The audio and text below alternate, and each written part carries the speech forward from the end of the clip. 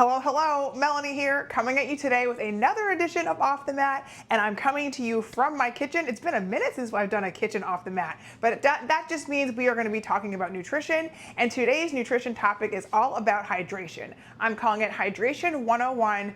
Do you really need that electrolyte supplement?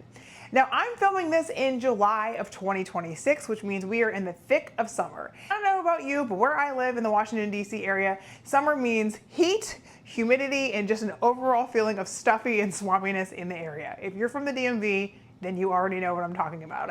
But not to knock it, summer is my favorite time of year, but when the weather gets like this and it's just, you start going outside and you start just feeling icky and hot and just steamy all the time, it just really reinforces the need for hydration. So you hear that a lot. Stay hydrated. Make sure you're hydrated. Get your hydration in. We've got hydration supplements. We've got electrolyte supplements. I say it a lot when I'm teaching classes. Y'all make sure you stay hydrated. It's hot outside. I don't want anybody passing out.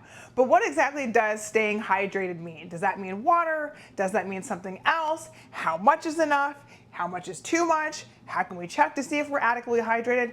That's the entire point of this video, so let's go ahead and break it all down. So let's start at the beginning. Our bodies are made up of 60% water, and water plays such a vital role in how we function, from production of tears, saliva, urine, our bowel movements, helping keeping our blood flowing, our muscles working properly, our knees and our joints working well. Water plays a vital role. So it makes sense that we want to keep it replenished and nourished at all times. But what happens during the summer is that we lose a lot of water, we lose a lot of fluid because we're sweating a whole lot more, we're spending more time outdoors, we're doing a lot more physical activity, and all of that is wonderful, all of that is great.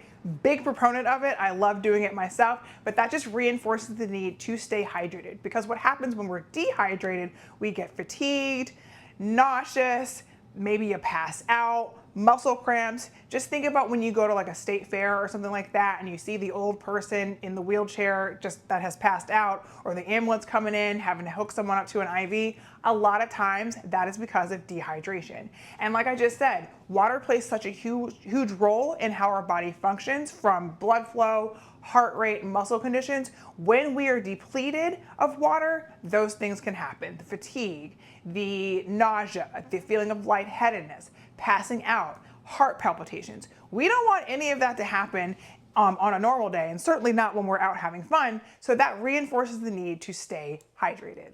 So when it comes to water, how much water do we actually need?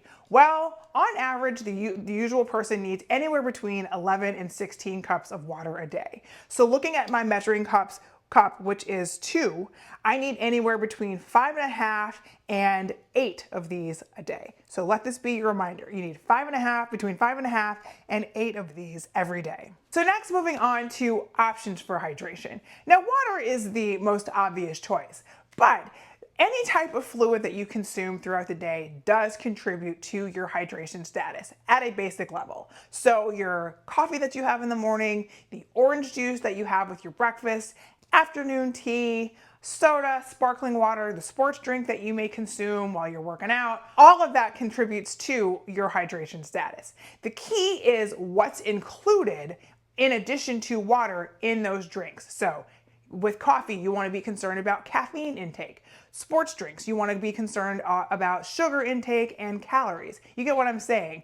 Other electrolyte supplements, how much sodium's in there, how much potassium's in there. How does that play a role in your overall functioning with your nutrition and your fluid balance? On top of fluid intake, a lot of the foods that we consume are primarily made of water, and those do contribute to your overall fluid and hydration status. So think about your watermelon, your cucumbers, your cabbage, your carrots, things like that. A lot of those summer-rich foods do contribute to your hydration status because they're made primarily of water. Along with that, protein, fiber intake, all of that contributes to your overall nutrition and hydration status. So that all plays a role as well. Now that leads me to my next point, or my next question that you may have, and that is, what about electrolyte supplements? You know, all over social media, and we see it on TV, athletes, influencers, whomever promoting or using electrolyte supplements. I mean, I use some myself, when I'm working out or after a trip to the sauna, but are they actually necessary on a daily basis? Well, let's break it down. I already talked about how a lot of the fluids that we consume on a regular basis do contribute to our hydration status. So your morning coffee, your afternoon tea, the water that you have first thing in the morning, as well as the salad or the watermelon snack that you're gonna have throughout the day. So in general, if you have a healthy and balanced diet, particularly if you're following seasonal eating, you are meeting your hydration status. Let's break down what electrolytes are in the first place. So electrolytes are minerals that carry an electric charge that help regulate the amount of water and other nutrients within your body. So think of it as more of like a check and balance system. You've got water, and electrolytes kind of help keep your water balances at an equilibrium level, at the level that we're supposed to be at baseline. Now, some of the most common electrolytes that you've probably heard of are sodium, potassium, calcium, and magnesium. Like I said, they help regulate your fluid balance and your nutrient balance within your body. So they do play a role. In general, if you're following an overall healthy and balanced diet, particularly if you practice seasonal eating, you are getting the necessary amount of electrolytes you need on a daily basis. So when do you add the supplement? Well, I'm so glad that you asked. Here are a few examples. Pregnancy and lactation, because you are sharing the fluid and or losing some fluid when you are breastfeeding the baby. Illness, so when you are experiencing vomiting or diarrhea because you're losing fluid out of either end. After an intense workout session, or you've been in the heat for a long time, at a summer picnic or at a state fair, or after a long hike. Or like I said, I use my electrolyte supplements after I have a dip in the sauna because I'm sweating out all of the toxins. I need to replenish the good electrolytes within my body.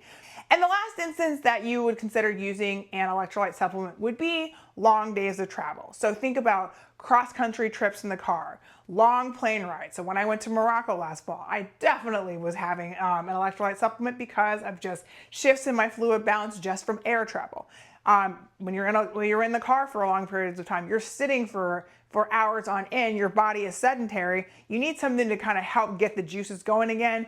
An electrolyte supplement would be beneficial. So when taking an electrolyte supplement, you need to pay attention to a couple of things. First would be how much of each electrolyte is in the supplement. So how much sodium, how much potassium, how much calcium, magnesium.